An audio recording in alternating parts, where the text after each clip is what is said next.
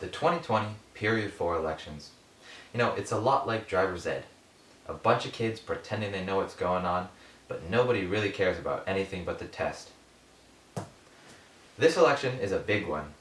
We're in the midst of a divisive political environment, and we have crises at our border, in our government, and at the McDonald's ice cream machine. Are you never not broken? But this week, we've had a lot of new developments in the presidential election, specifically stump speeches. If you don't know, stump speeches are when people declare their candidacy for office, and it's also what you call it when Danny DeVito talks. But on to the candidates. We have 6 viable ones, and one from the Green Party. First, Rod Allen. Allen is a self-proclaimed moderate Republican.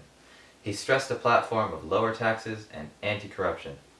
And he also seemed to think that running a country wouldn't be that hard. My opponents would like to convince you that the issues are complicated. Well, they're not.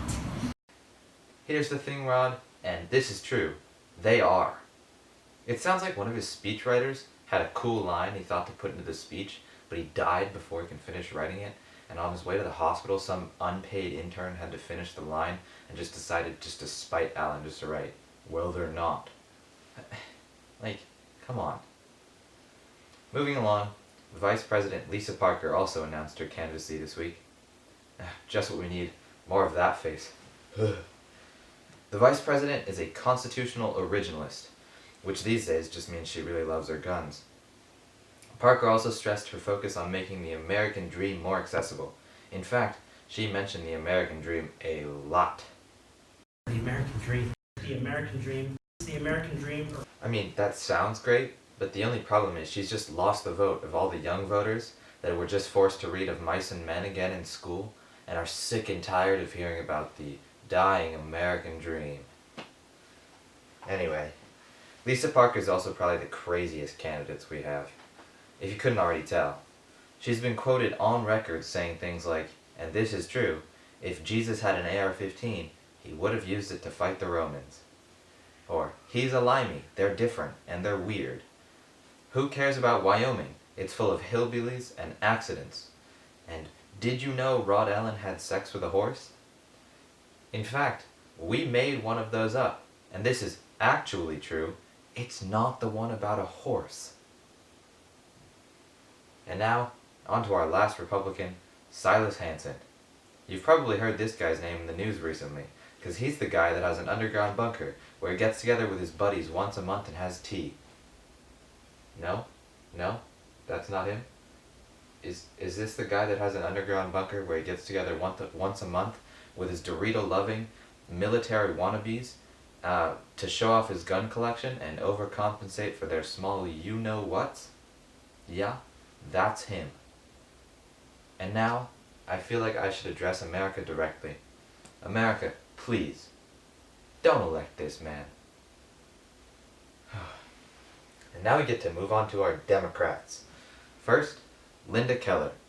Her stump speech emphasized her focus on curbing corporate greed, reforming immigration policy, and Medicare for all, among other things. Her speech was professional, well thought out, and inspiring. The only part I could take issue with was this line. I'm not running for president for prestige or clout. As kids these days would say, okay, boomer. It's like the same unpaid intern that got his hands on Rod Allen's speech somehow got their hands on Keller's speech as well, and just decided to write the weirdest stuff that came into their head. Finally, Maria Sanchez. Maria Sanchez is a pretty straightforward candidate. Liberal, well-spoken, experienced. In her time as a senator, she has voiced her support for broadening veteran support systems, reinforcing maternity leave laws, making higher education more affordable, and blocking discrimination against the LGBTQ community. To be honest, her platform was probably copied and pasted from Wikipedia's definition of a liberal. Essentially, she's the Jim of politics. Nothing that exciting, but at least she's not any of the other idiots on the show. Finally, there's Tanya Chen, the Green Party candidate. We're not going to spend too much time on her because honestly, why would we? And now, for real, finally. My boss told me not to make fun of the candidates' appearances, so I'm not going to say that Silas Hansen looks like a psychopathic preschooler that has to learn how to smile, or that Lisa Parker's voice sounds like a British boy doing an impression of an American cowgirl, and I'm definitely not going to say that Maria Sanchez looks like a stump giving a stump speech. No, sir, not going to say any of that. Good night.